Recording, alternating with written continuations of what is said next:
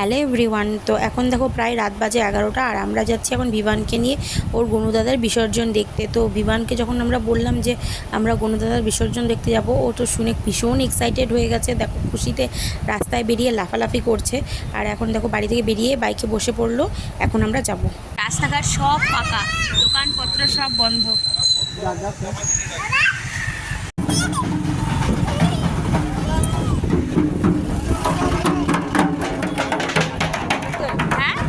আমার দোকান সামনে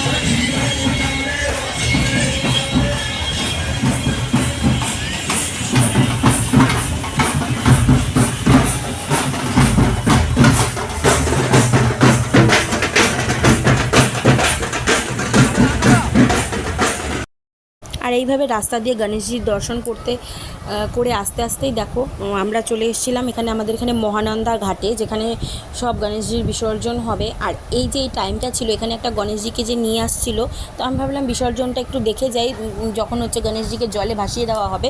তো এটা দেখে বিভানের ভীষণ মন খারাপ হয়ে গেছিলো। মানে ও যখন দেখলো যে গণেশজিকে জলে ফেলে দেওয়া হয়েছে আর বিসর্জন দিয়ে দেওয়া হচ্ছে, ওর তো ভীষণ মন খারাপ হয়ে চোখ পুরো ছলছল হয়ে গেছে। মানে আরেকটু থাকলে কেঁদেই দিত। সেই জন্য আমরা বেশিক্ষণ ওখানে ওয়েটই করিনি। প্রথমে তো বুঝতেই পারিনি ব্যাপারটা, যেহেতু ফার্স্ট দেখছে।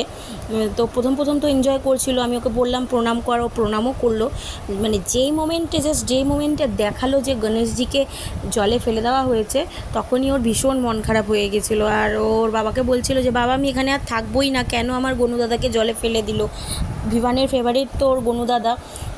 অন্য সব ঠাকুরদেরও সেই ওরকমই ভালোবাসে, কিন্তু ওর গনুদাদার প্রতি একটা স্পেশাল অ্যাটাচমেন্ট আছে। ছোটো থেকেই ওর মধ্যে দেখছি এটা, ওর গনুদাদাকে ভীষণ ভালোবাসে।